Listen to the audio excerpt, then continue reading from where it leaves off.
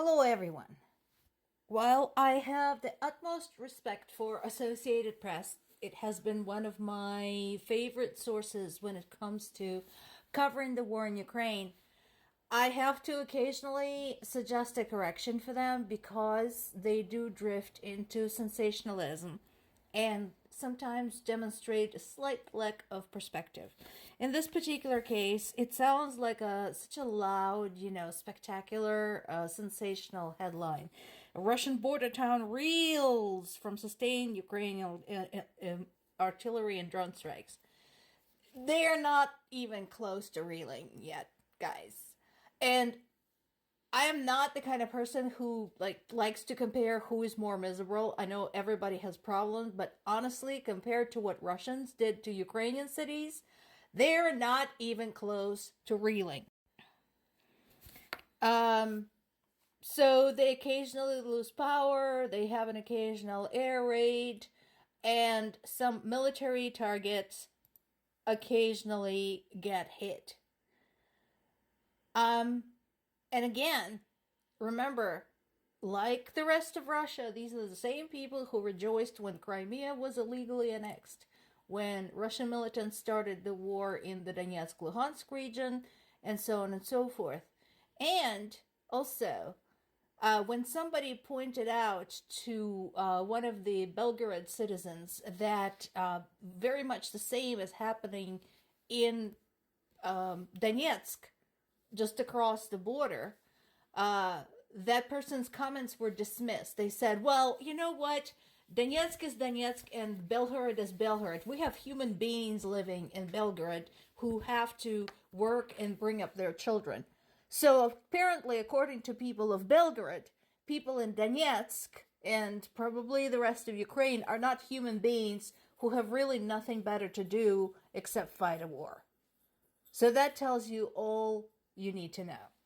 And I want to tell people, you're not really reeling until your children start going to school in the bomb shelters.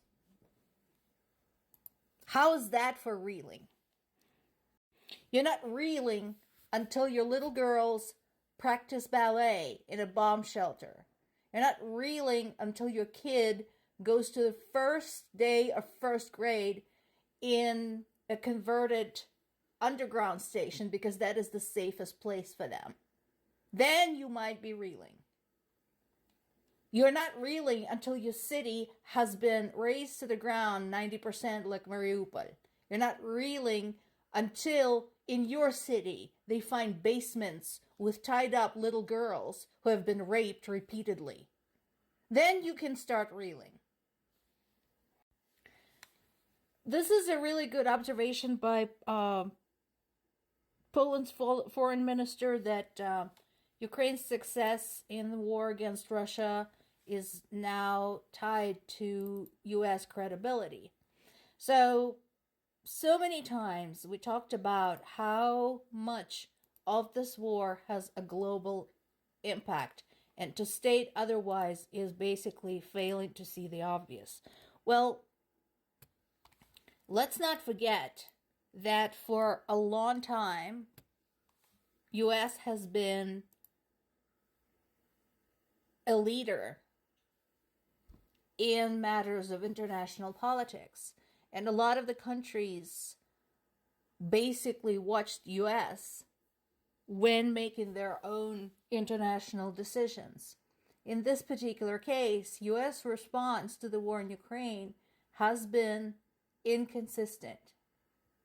And the fact that a rabidly pro-Russian candidate is now, again, running for president is not inspiring any certainty and any confidence in U.S. allies. So once again, U.S., the world is watching. Like it or not, you are the biggest one out there, and the world is definitely watching. This is from the realm of keen eye for the obvious. Again, I find it really shocking when UN, who basically has been sitting on its ass and doing nothing, just occasionally comes out with like this really obvious statement and expects applause. In this particular case, UN observers stated that Russia is using intimidation to force people of Ukraine in the occupied areas to participate in election and accept Russian rules. Really? No. And what happened 10 years ago in Crimea? You just didn't notice that. Guys, honestly, at the rate you're going, people are going to start dropping out of the UN, because why the heck are we still paying UN fees? NATO, I understand. EU, I understand. Those alliances make sense. UN has become completely worthless. Not to be outdone by the worthless UN is the International Olympic Committee. So what's going on with that?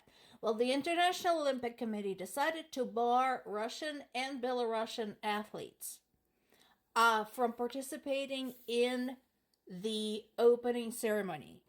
And now Russia is flipping its lid over it. Notice, they're not barred from competing.